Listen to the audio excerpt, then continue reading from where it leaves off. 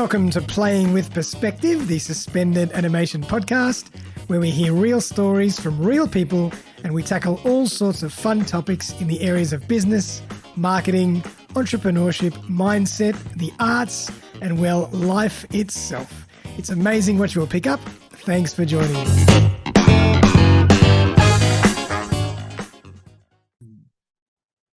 Well, welcome everyone. Hopefully everybody's doing well. I'm Darren Saul, your host of Playing with Perspective, the suspended animation podcast. It's episode 197, and I've got the fabulous Nik Cree in the house. How you doing, Nik? I am doing sensational today, so great to be here with you, Darren. I can't wait to get in conversation with you. Absolutely. We've got a great topic here today, everybody. Why yesterday's internet marketing tactics and strategies no longer work today, and what to do instead. I love it. Nik is a master in this field. He's a founder of SmashGo, a digital transformation coach and consultant working with businesses to embrace the online world to create a more profitable, scalable business in less time, reducing the hours business owners work and increasing enjoyment and satisfaction.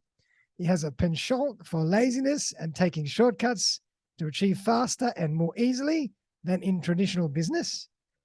At university, he had a secretary write his assignments, started 3 businesses he knew nothing about, was national runner-up against industry experts in the first business, a national mortgage broking company, became a sought-after speaker in the second, a web development agency, and is rapidly building the third, a digital transformation consultancy.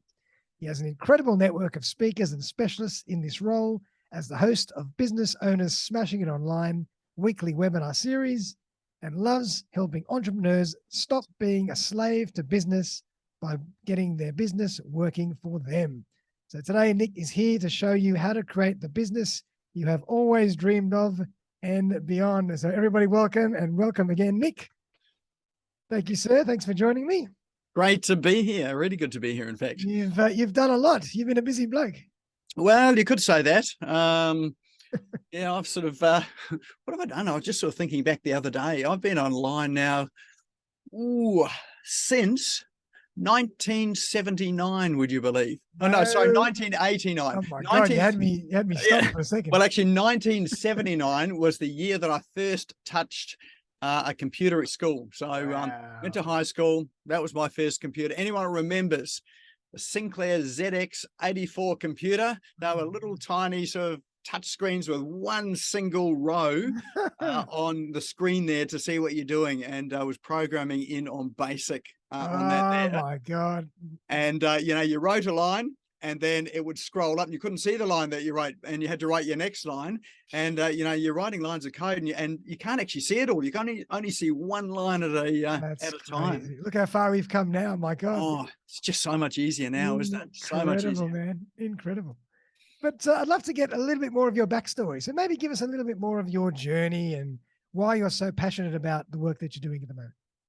Well, apart from that my passion for, well, I suppose computers really started there. I remember when, I think it was 1985, when the first IBM desktop computers came out. Yep. And I was working at the time, and I remember thinking, I want one of those. Oh, $5,000 back then. And I remember my boss saying, oh, no one's ever going to sort of need one of these at home. These are only for for businesses. And I was working for an insurance company, and we had ledgers that we used to write into them. So I was working in the claims department. We used to write in the ledgers, all the claims and claim numbers and all that. Had these sort of rows of ledgers there to look up. And so the boss was sort of thinking, computers, I'm not sure they could ever replace, this here.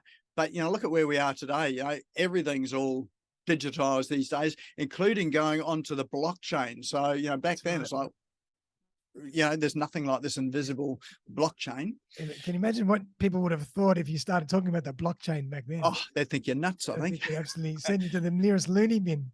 Well, they were going to do that when I was thinking about buying a IBM computer.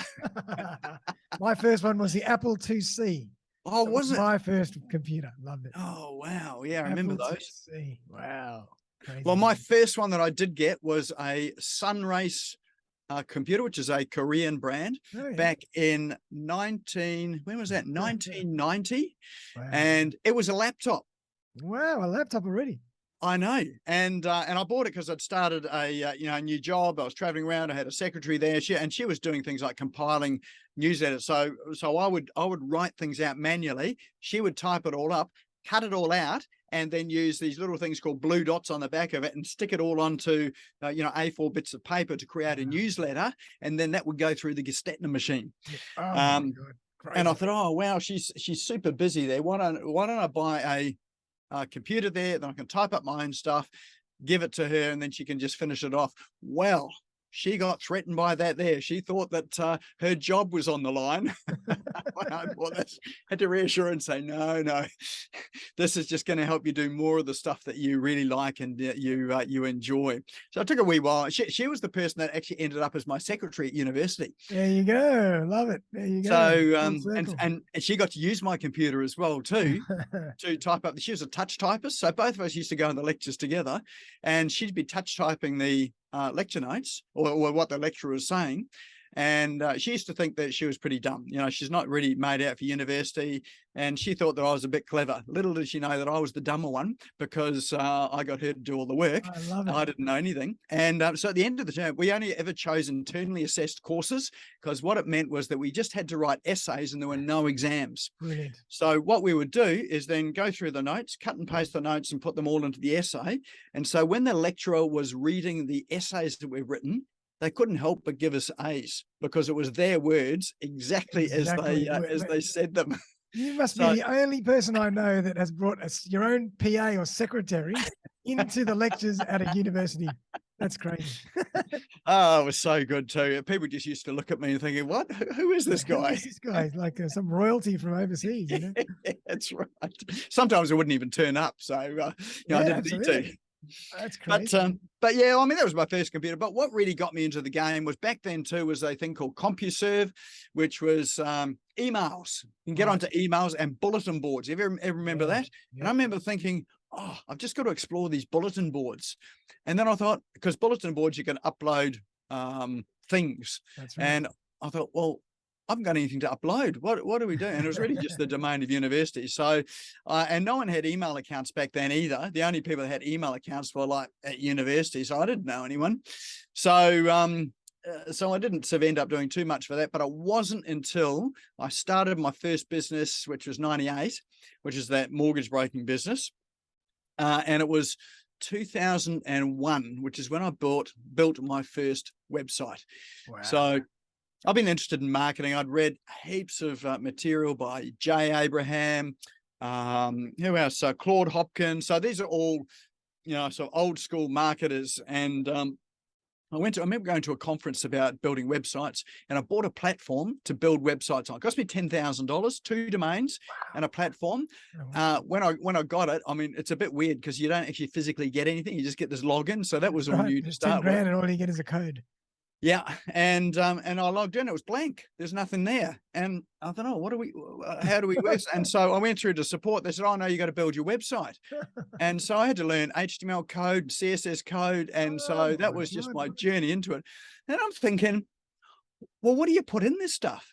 And so the only stuff that I really knew about was what I'd learned from Jay Abraham, and there are people like Stephen Pierce and Rick Sheffer. So they're all old school internet people. Some of them still around today, and pre-internet. And so I thought, oh well, this is just like a long form sales letter. So my first website was a long form sales letter, and I sort of broke it up across some of the pages, but it worked exceptionally well. And the one thing that I remember thinking at the time was I had a look at bank websites, because they're the only people in financial services that had websites. Exactly. And I thought, oh, who wants to read this stuff? I don't, because it's all, Reserve Bank commentary. There are graphs, there's numbers and charts and all this one. I'm thinking, well, most of the people I deal with are all, homeowners and people with mortgages. They don't want to read. Well, they don't understand the stuff to start with, let alone they don't want to read it. So what do they want to read? And I remember I created this ebook called something like the 10 dirty secrets that the bank doesn't want you to know. And so that was my first lead magnet I ever created, which was a downloadable lead magnet. Remember, this is back in 2001. Yeah, I mean, there weren't many ebooks back then. That was no. ebooks. That's right. Well, actually, the ebooks that were there were because I consumed a lot of material. I'd found sites that were education sites, internet education sites, and the ebooks were like you'd print them out as PDF documents, and they were a ream of paper, like 500 pages. Absolutely. And so I print them out, and I would be reading these through to sort of 2 o'clock, 3 o'clock in the morning, and then I'd be up at 6 to go to work. But I just had this real passion for this online stuff, doing it differently, and I'd had my brain infused by some of these old school marketers. So I really just brought those two things together to create a business that went from just a little tiny local, mortgage broking business in a little town called Lower Hutt to a national business. And so I ended up running around the country delivering seminars. We were doing email marketing, so sending out emails, and then promoting what we were doing, and really the business just grew with that there and a couple of other really simple marketing strategies. But these days that's just all pretty normal, but back then it was really quite new. Absolutely. And would you say that you have just a natural ability to observe and assess people's behavior? I mean, how did you continue to evolve with the trends and the changing landscape? Or was that just an interest for you? I think it's an interest. Like, I'm always been curious, and I've always looked at, so how do things differently and quicker, which you may have picked up by me having a secretary at university. So, that really just set the scene for it all. And, down to things like trying to turn my office into a paperless office. So it's a mortgage broking business. So I'm trying to turn it into a paperless office. So we just had everything on computers. Like, we had 2 rooms dedicated to filing cabinets full of rubbish that bank statements and all that sort of stuff there. So I hired someone to scan all of these into a large format scanner onto a computer. We cleared out 2 rooms of filing cabinets, just threw away all the stuff, or shredded it and threw it away, and then employed more mortgage brokers to have in there. Absolutely. And I remember sending off the first application to, and it was National Bank at the time in New Zealand, and we sent it off by email. Now, they're used to getting applications by fax or by mail. And so about 5 minutes after I sent it off, I get a phone call to say, we can't accept this. It's email. And I said, well, why not? They said, well, it's a security problem. I said, what do you mean it's a security problem? I said, well, it could have been doctored or whatever. I said, you can do the same thing with a fax. You'd never know whether it's been doctored or not. Ever heard of liquid paper? I know, right? So I said, oh, look, I'm sorry, we can't do it. And I said, oh, no worries, I'll just send it off to Westpac. And he said, I'll just leave it with me and I'll see what we can do. Anyway, he hops off the phone, comes back a few minutes later and says, look, we'll accept it on this occasion only, but they have to be faxed through in the future. I said, great, superb. And then from that day on, I continued emailing them, and they continued to accept them. And then it just became a standard sort of method. So we went into, to a paperless office. And so again, first, business in that sort of realm there that really embraced, the online stuff. And then when I came over to Australia, which was 2008, I'd sold my mortgage broking business. The year that I got awarded that, runner-up mortgage broker of the year. So I was a bit of a pariah of the industry early on because it was just really shaking things up. I was not a banker.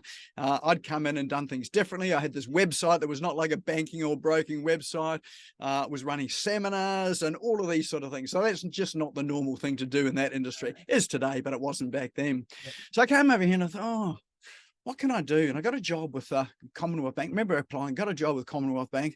And I thought, I don't actually really want to be doing that. I came to Australia to get away from all that. I thought, what else do I know? And I thought, well, I do know about a bit about the internet and that side of things. And that was really where my web development business started. It was just out of that natural curiosity, discovered a platform called WordPress, which a friend of mine put me onto. Wow. And I was working at a timeshare sales office on the phones at the time.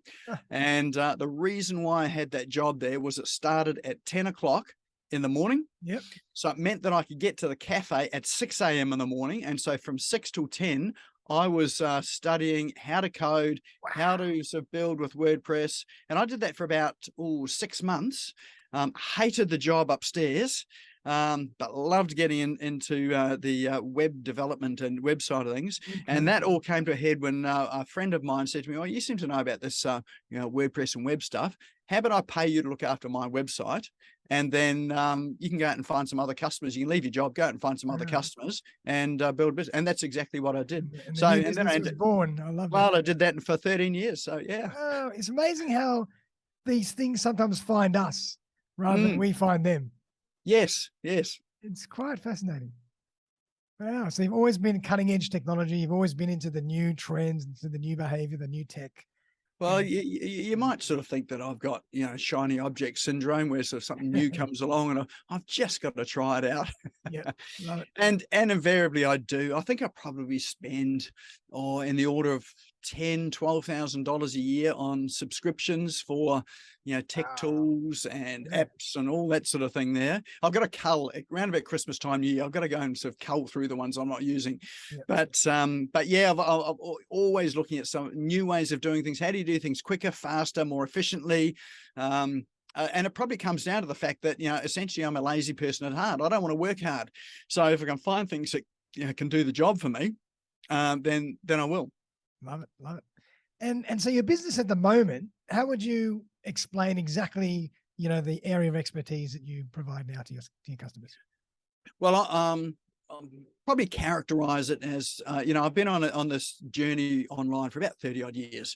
And I remember, the excitement and the struggle that went through and the frustration of learning all this stuff to get it working and putting things together.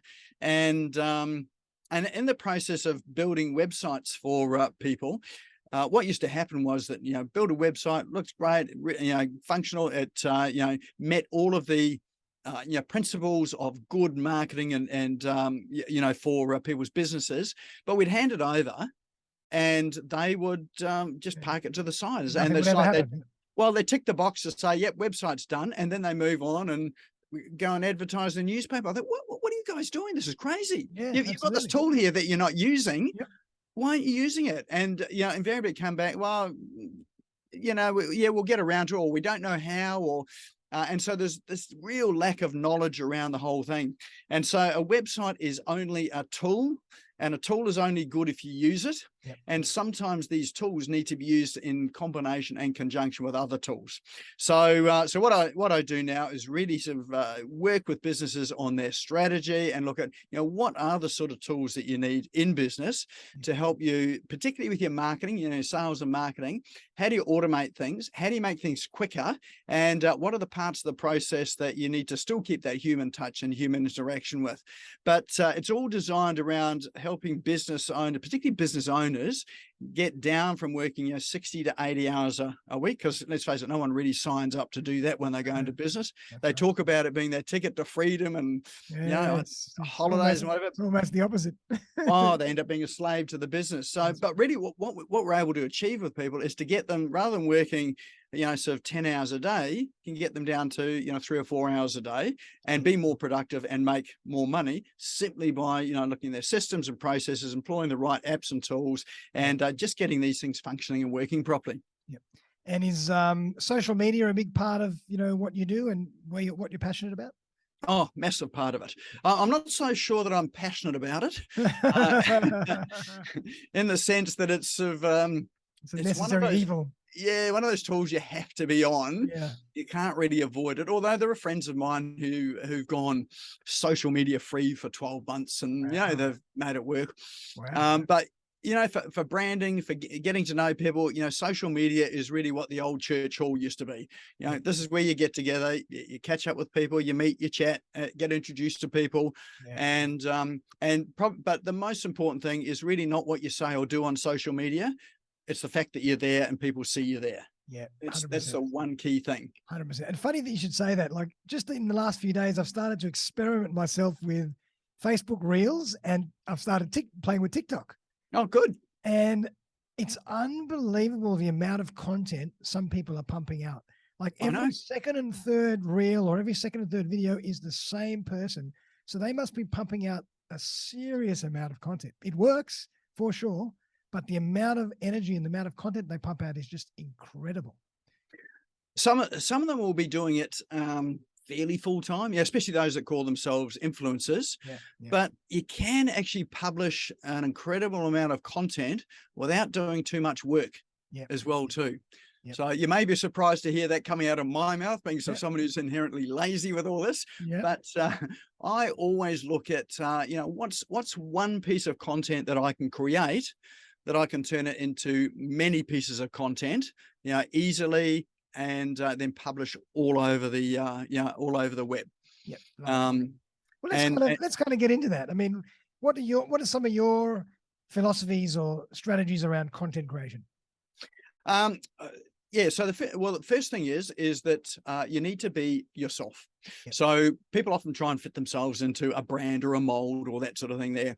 Invariably, it doesn't work. It's like trying to fit yourself into shorts and a t-shirt that is a size too small for you. It just is uncomfortable, just doesn't work. And then in the end, you take them all off and you go and get something that's going to fit. That's right. So social media and your marketing is the same thing. And so you have to be yourself, and you have to, these days, this is what's changed over the past 2 or 3 years. Like before COVID, then the big push was on having a brand and a presence and identity online, and often that brand was your business brand. It wasn't the personal brand, but it was really your business brand. Well, what's happened over COVID is that more and more people have gone online to do their shopping, to check things out, do their reading and research, not because they wanted to, but because they had to. That's right. And so what's happened is people start to ask the questions, well, who is the person? Who is the, what's in behind this? And, maybe not explicitly, but they're looking at some values. And what happened was that, your larger end of town, so the traditional stores that you go to in, say, the strip malls or the large shopping centers, people found that there were alternatives out there. So like just a site called Etsy. So on Etsy, all of these little mum and dad stores. Yeah. Some incredible stuff that you can get on there. And so you had people going to places like that and finding, products there that they couldn't get in mainstream. And on the other side of things, you had people that had lost jobs or they had time on their hands looking at, well, how can we create additional income? They create stores on places like Etsy as well too. Right. And then they create a brand around, themselves as well. And so you find that, the rise of those online stores, and once people start shopping there and have a good experience, they keep going there and they're not going back to the old stores. And what's really important with those places are that they're run by people. They've got a personal brand. You'll often see those people on social media. They're just talking about themselves and what they do, and you start to get a sense of their values, what they like, and start to get a whole experience around it all as well. So that shifted people away from the brand, like the traditional brands, into personal brands. Now that we're on the other side, well, I think we're on the other side of COVID, I don't know, but we're sort of coming out the other side. People have they're not changing their behavior back to what it was. So there's no sort of back to normal or something. There is a new definition of what's normal. So we're finding that people are still shopping at these places. They're still getting information from those places. Courses just really exploded online. So courses and programs. And so people are still looking for those courses and programs. And what differentiates one from the other is the person behind it and their personal brand, their story, and how people connect with them as well. So social media is a really integral with that there, so that you develop a tribe of people that like you, and they are like you, and you don't have to take everyone. So traditional marketing was you take everyone. This one here, you can pick and choose. It's a big world out there, so you can just pick the people that you really like working with and make it a good time rather than a hard time in business. I think that's a really good point, is that in the old days, you didn't have access to as many people. So you had to really be careful to make sure that you build a relationship with everybody. Now you have so many people globally that if you don't find, your connection there, you just go to the next one. You go to the next one. There's always more people. Exactly, exactly. And I'm currently building a business over in the States at the moment. Right. Wow. Why? Because Because you I can. can. It's Exactly. online. Yeah. Why not? And people over there love the Aussie accent. So, Yeah, they do. so why not? So, Very you know, good. we've got the Australian presence, Australian brand, which is really Australia and New Zealand, and sort of US, you know, brand as well. It's the same thing, but, you know, just building a whole different audience. Perfect. Love it. Are you finding a slight different nuance in how you market or how, you provide services to the market over there as compared to here? Well, it is easier because with the Australian accent, you know, people are drawn to that over there. Especially Aussie. But interestingly enough, too, even though you see, the States has been quite progressive and quite, you know, far ahead with, you know, they've got all the speakers and all that sort of thing. In other ways, they're quite behind as well, Oh, too. really? Okay. So you know what we know over here in Australia, some of these strategies and processes we run over here, they don't know anything about it over there. So you know we've got new things to teach them, which we know work over here, and because it's not used very much over there, it works over there as well too. I agree. And we've got so many success stories from brand point of view, from company point of view, from influencer point of view, from arts and acting. We've got so many success stories that have come out of Australia. Yes, We can be very proud of that. You know, we have a lot to absolutely. teach for sure. Yeah. So when they say the world's an oyster, it's a big one. Very good.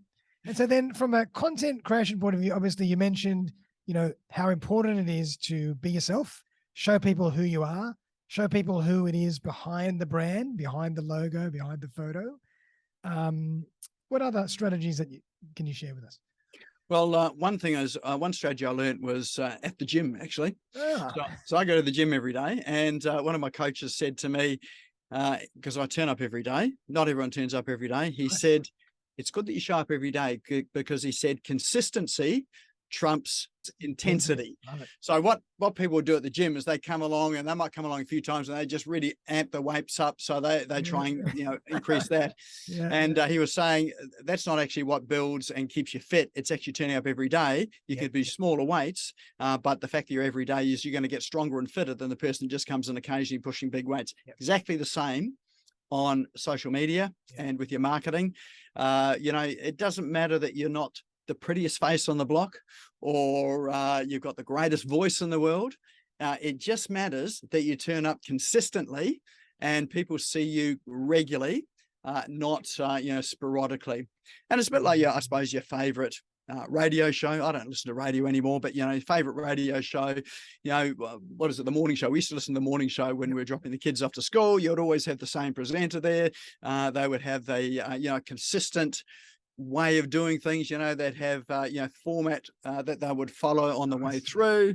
And they'd have the same songs that they were singing. They'd introduce one new one and sort of check it out. They'd have competitions running. So but the format was all the same. So on social media you have to have the same format. You've got to be consistent so that people get to know who you are. They see you regularly. And there's marketing principle where there are two things that are important.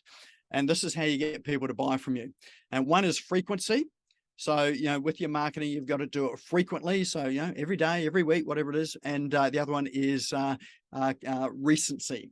So when people are making buying decisions, they're thinking about, well, who do I trust? Who do I go and buy from? And it's like, if they keep seeing your stuff on a regular basis, then they think, well, that person's obviously, been around for a while. They're good. I like their stuff. And also, if they've seen yours recently, like today when they're making their decision, then they've got both of those things pegged in their mind. So often that's what really attracts people, to buy from you. So frequency and recency. And that's why you've got to be showing up every single day, because you never know what day is going to be the day that people say, today's the day I'm going to buy. Exactly. I'm going to make a call. I'm going to click on whatever. Yep, exactly. I mean, I've got things that I do consistently every single week. Me too. And that's what really gets you there. But the thing about it is that it doesn't even have to be your stuff. Like I used to publish a newsletter from my website. This is an older site. I'm not doing it now. It's that thing there. If something's working really well, you just stop it. But I used to publish a newsletter every week. I never wrote a single word of content. None of it was mine. And so what we would do is we would grab I'd have a look around at blog posts. In fact, my virtual assistant would do it. I gave her some parameters to look for. She would look for blog posts that my clients would be interested in. And so what we'd do is just grab the first paragraph and an image out of it and the title, and we will paste it into our website blog, and then we'd have a link which would go to the original article. So we would do 7 of those for a week, and she just used to do it on a Monday morning. So she'd have it all done within about an hour. And then at the end of the week, a newsletter would go out from the website. It will grab those 7 articles, collate them together into a newsletter, and it would hit people's inboxes. And most people wouldn't read it. Some people would. But what was really valuable about that was that it was the from part in the email that appeared in their inbox. So they always just used to see from Nik Cree, from Nik Cree. So Nik Cree just kept appearing regularly in their inbox. Didn't matter they didn't read it. It's just that there was this consistent activity. Knew that you were there. If when they needed you, you were there. Exactly. It's subliminal marketing. Yep. Exactly. Yeah. Right. Fantastic. And you also touched on the fact that, you tried to find articles and little pieces of information that was valuable to them, that was about the topic, but valuable to them. I think that's really important as well. Absolutely. Yeah. Yeah. I mean, people sort of make the mistake, I think, in business that what interests them is what, is interested to their clients. Well, often it's not. And, as I used to say, I've done some work in the financial services industry, and they would want to, send out things like, what are the latest interest rates and that sort of thing as well. Who cares? Enough already. Yeah. Think about your clients. They're not going to read about that sort of stuff. They've got their mortgage. They're paying the damn thing off. Yeah. They don't want to know that the rates have sort of gone up or down or whatever. That's your job to look after it. But what they are interested in is what sort of plants should I be planting in the garden for this season? Send them that sort of stuff. Exactly. It's really useful. Absolutely. And I mean, the only thing that I'm, thinking while we're talking is that the issue nowadays is that there is just so much content out there. So how do you break through? Obviously, it's patience, it's being consistent, and it's just taking the time to do it. And you might have to wait a year or 2 before you really break through. But how do you really make sure that you are showing up every day and you're not just getting hidden behind all the noise out there?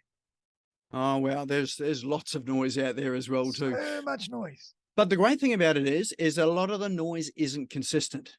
Mm-hmm. So you'll find that there are people that publish here, they publish there, they have a week off, they have a break, then they publish again. But again, I come back to the key, consistency is the key. You've just got to have a schedule. In my diary, my calendar, I schedule in when I'm doing things. So every Tuesday morning, I do a Facebook Live. Nice. Every Tuesday evening, I've got a webinar series running for business owners, and then I'll generally schedule in 2 other posts, generally about my fitness journey. For some reason, people are really interested in that, because everybody loves to watch someone's journey in terms of fitness and weight. We're all obsessed with that stuff. Well, I think also the pain, it's like they're vicariously experiencing the pain that I'm going through to get myself right. 4 o'clock in the morning, doing push-ups, and they're just like, look at him.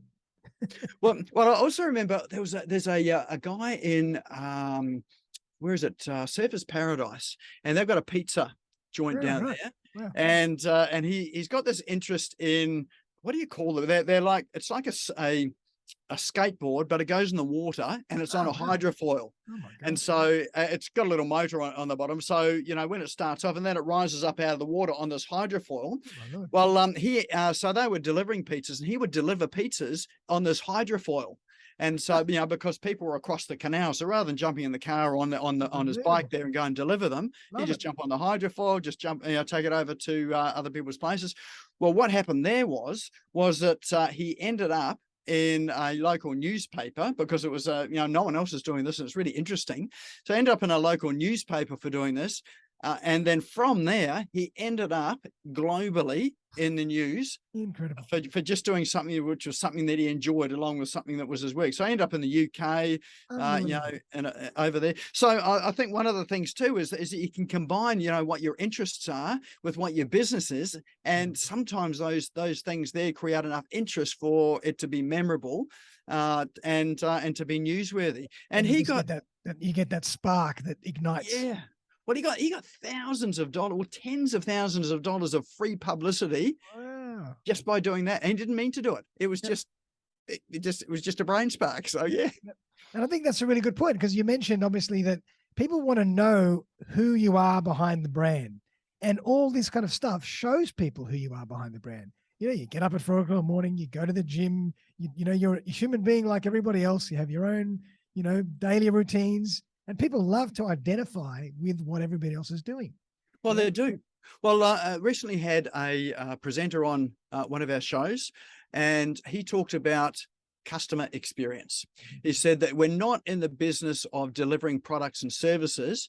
We are in the business of delivering an experience. Absolutely. So, and to further you know, solidify that there, it was not just about people coming in and you providing a good level of service. Yes, that's important, but he has a whiskey bar in his place. So he's got a jewelry shop, he had a whiskey bar in there. Yep. And so he would sit down with his customers in the whiskey bar. He'd say, you know, would you like to come through and sort of try sort of one of our whiskeys? And so what happens is they end up having a conversation, they have an experience there. And, you know, after they have those sort of experiences, are they going to go anywhere else? No way. No. And none of his other competitors have that. So, and so, yeah, does it cost a bit of money to set it up? Yes. But, and, you know, the whiskey's expensive. Yes. Some of those bottles are like $200-300 bottles of whiskey. They don't drink it all in one sitting, so he can eke it out. That's right. But, you know, it really just creates an experience that around, you know, the whole business itself, which is not related to the products that they sell, but it's related to the relationships that he's able to build with people. And then they go and talk about that there with their friends, and they start to come in as well too. So I think in business today is, yes, we've got a lot of online stuff, but think about how can you create a customer experience that's unique, people enjoy it, and they just want to keep coming back to it. Love it. Just get a hydrofoil. Yes, I love that. Deliver some whatever on the hydrofoil.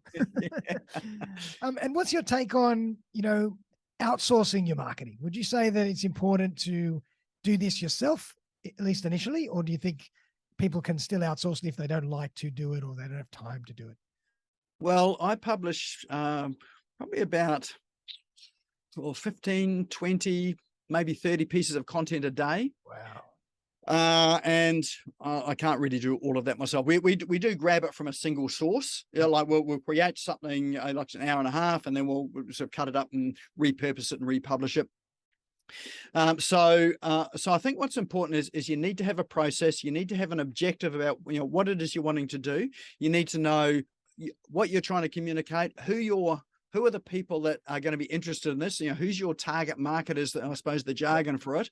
Who's going to resonate with it? And then you start producing the content to do that. Now, once you know what you're doing, who it is that you're working with, who's reading the stuff, you know, how old they are, you know, what their interests are, you know, what fires them up, what keeps them awake at night, all of those sort of things. Then you start to deliver content that really starts to answer some of their core questions or gets into their core passions.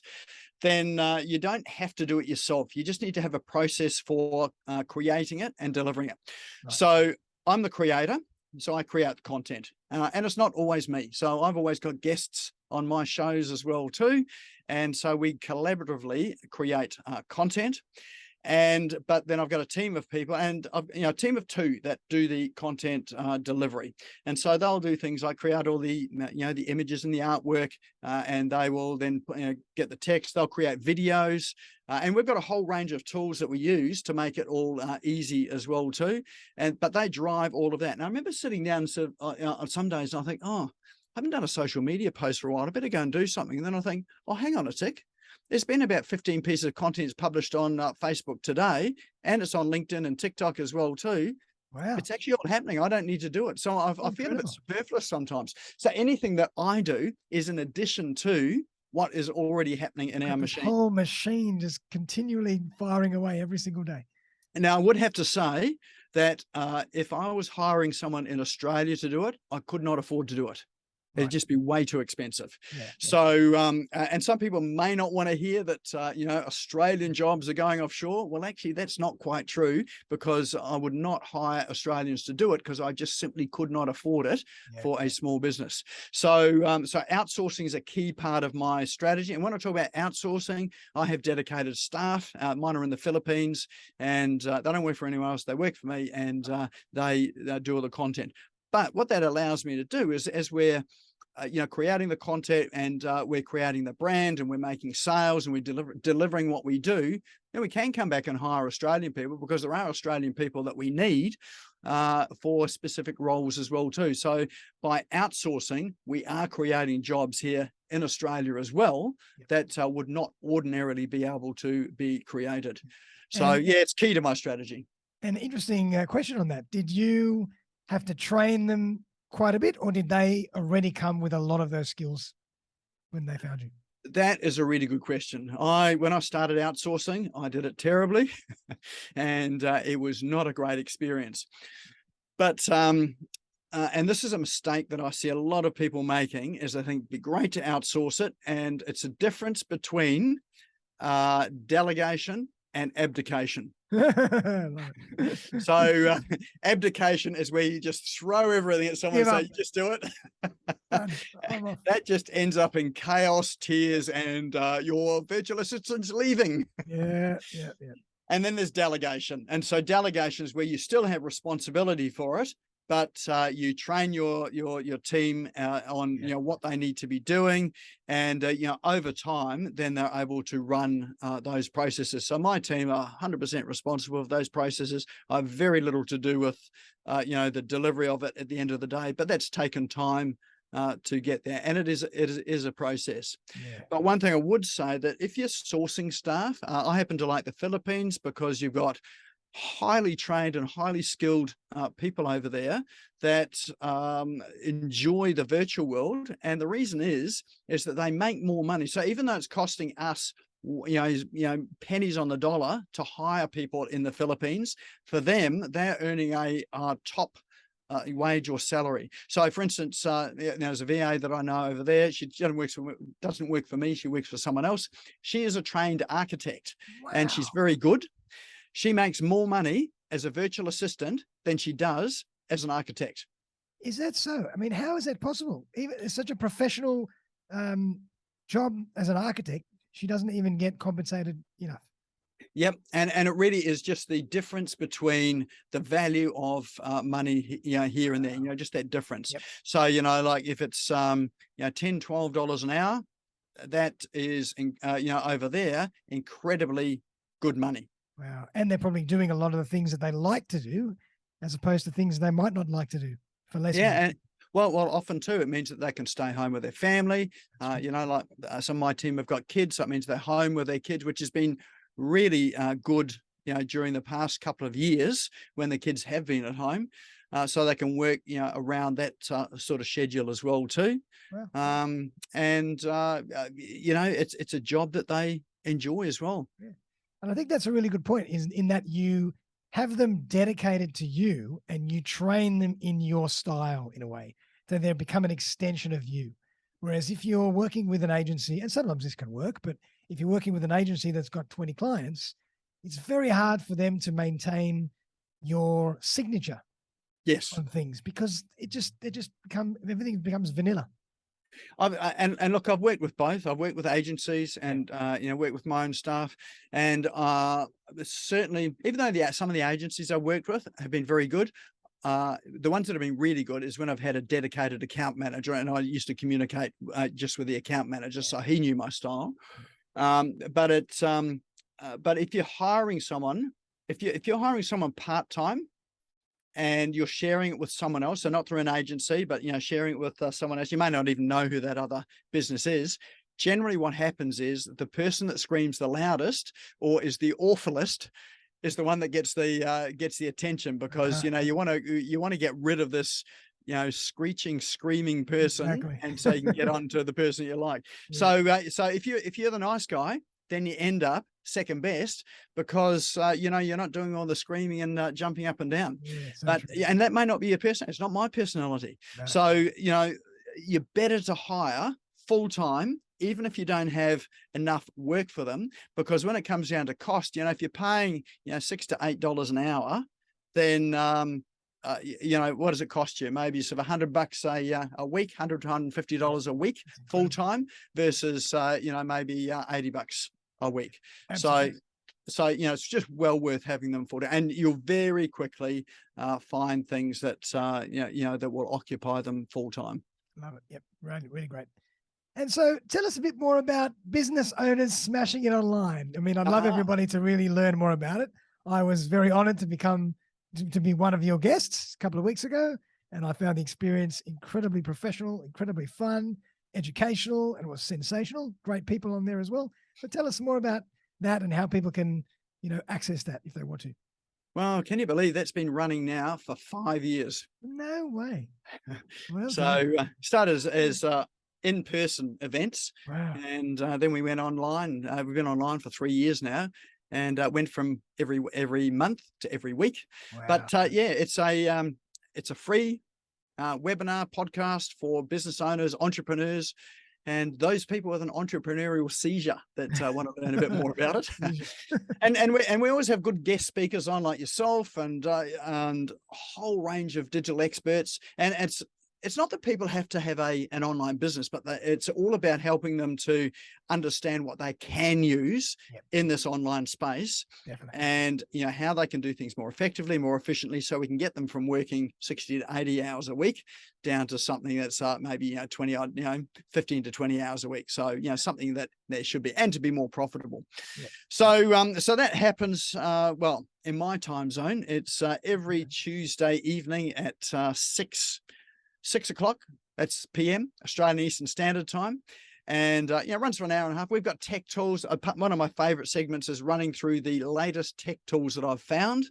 And so we run through those, and it's just amazing how many people pick up some of those tech tools. Just changes their lives in business by just implementing just one or two of them. And some of them are free, so you've got access to these tools. Now, these are tools.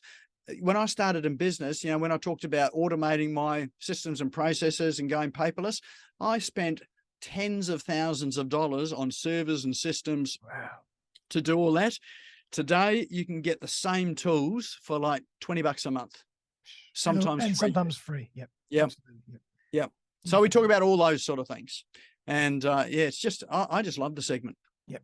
This is my education, and I'm just honored to have other people turn up and join me in it. Yeah, and I highly recommend it. I think anybody out there who wants to learn a bit more about what tools are around, what ways you can, use the internet and use social media and use all the new marketing strategies around there. It's very, very educational, and it's fun, and it's just a great thing to do every Tuesday night.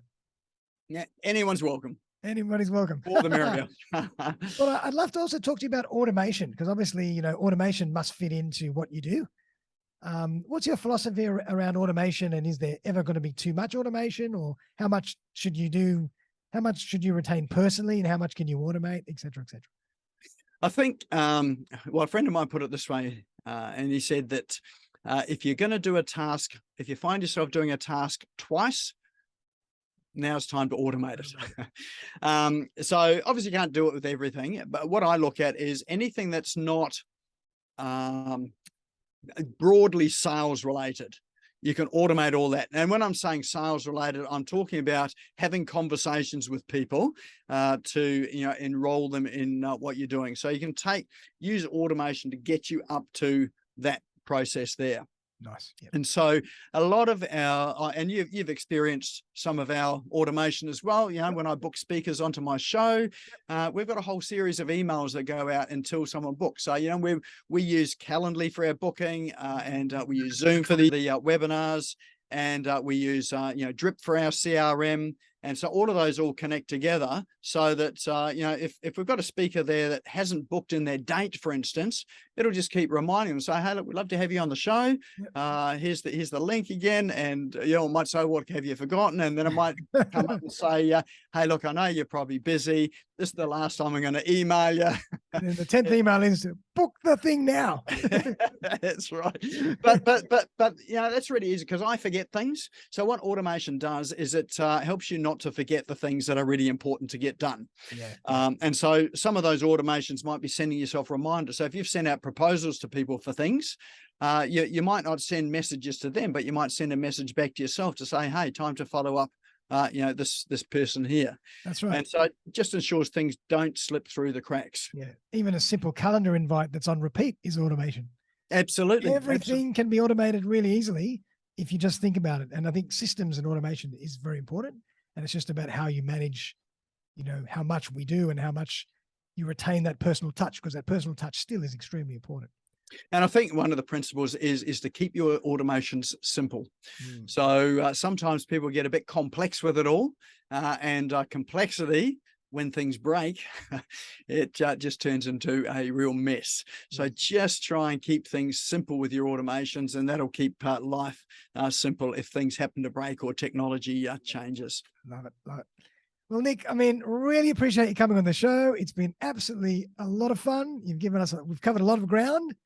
We've spoken about everything. We've spoken about virtual assistants, about marketing, about the internet, about the old computers, about philosophies for personal branding versus company branding, marketing, outsourcing versus insourcing.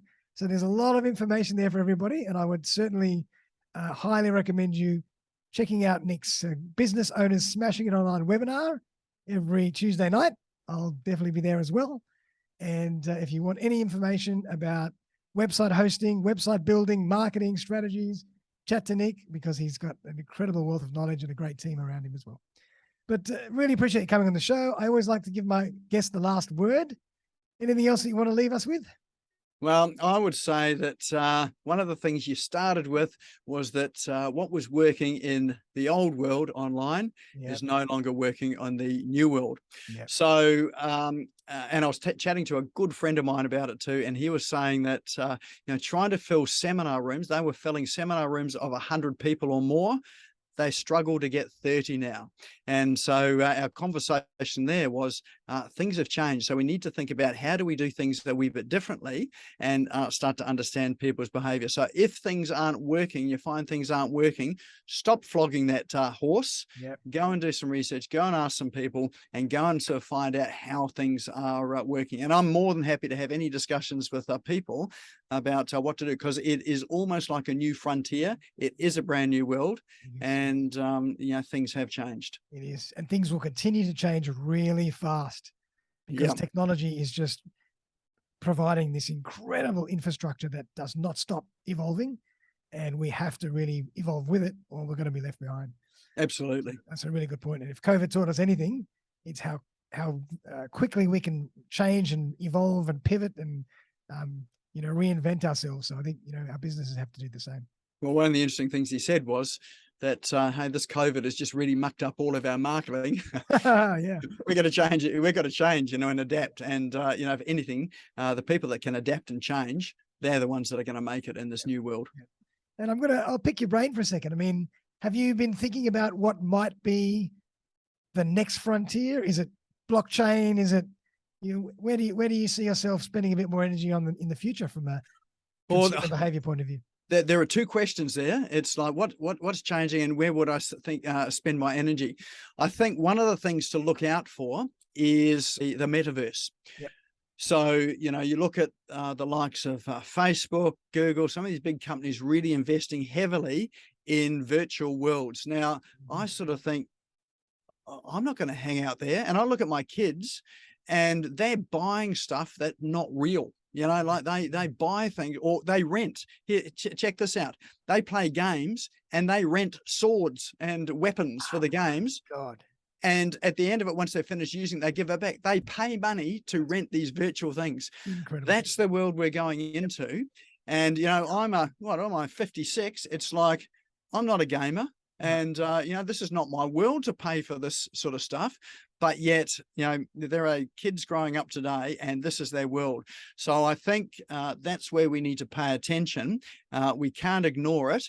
And I think this is going to be a reality before I'm dead. So I better jump on the bandwagon now and just find out a bit more about it and how we can, think about leveraging this and using this for business. Because if you don't, some of these young kids are going to be in there and they'll be doing it and, running the world. That's incredible. So you're going to have holograms of Nik all around the place. All at the same time. Yeah. This is like Star Trek, isn't it? It's all coming real. Beam me up, Scotty. Yep. That's awesome, mate. I think that's a really good point. Our generation thinks very differently to the new generation. Yes. And I think we have to get into their minds and into their behavior to understand, because they're going to be the consumers of the new next generation as well. Exactly. But herein lies the other opportunity, I think, as well, too. And this is what people may not think about. And, how often have you heard it said that, got all these kids that have got their heads in their devices. They constantly walk around, with their phones in hands, heads down, don't communicate with each other, don't connect with each other. Yeah. I think one of the next big opportunities is, as this generation grows up, being, most connected generation across the world, but the most disconnected in personal relationships. I think there's going to be an industry that sort of rises out of all that in personal connection. And so it's not quite here yet, but I think as this generation starts to have their kids and they think about how they're raising their kids, then I think that's where we'll see, hey, wow, there's a real gap here. How do we get our, the kids of these kids here to really connect with each other? Yeah. Because at the end of the day, we're human beings, we're social creatures, we're built with a certain, operating system, and all the technology in the world can't really change that. Absolutely. Yeah. Yeah. So that's fascinating. Very true. And Nik, if people want to find you, what's the best way for them to do that? But actually, I was just checking the other day. If you just Google my name, Nik Cree, Nikcree, just type it into search as one word. I counted. What did I count? Something like, I got up to page 15 in Google search. Oh my God, no way. Every single listing was mine. Unbelievable. Up to 15 pages. So you can Google my name and you'll find me on all sorts of platforms. I think you've still got that secretary working in the background. But otherwise, you can find me at smashgo.co. That's my website, smashgo.co. But yeah, if you really want to find out about me, just Google my name. Yeah. I appear to be everywhere. Yeah, so what he's saying is he's everywhere. You can't get rid of him. So better join him. Yes. Well, Nik, I really appreciate you coming on the show, mate. I really had a blast. Everybody, check out all his stuff. Check out the Business Owner Smashing Online webinar as well. And we hope you enjoyed that podcast. We'll be back very, very soon for another episode of Playing with Perspective, the Suspended Animation Podcast. Thanks again, everybody. Thanks again, Nik. All right. Thank you. Catch you later.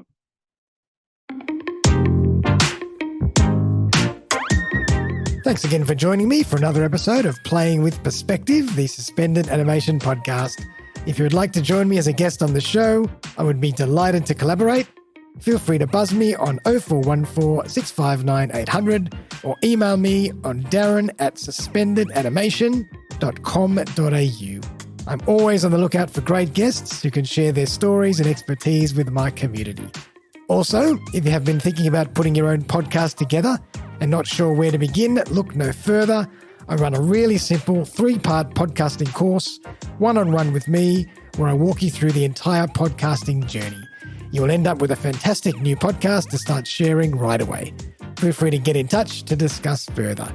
But for now, though, have a fantastic day, and I'll see you next time.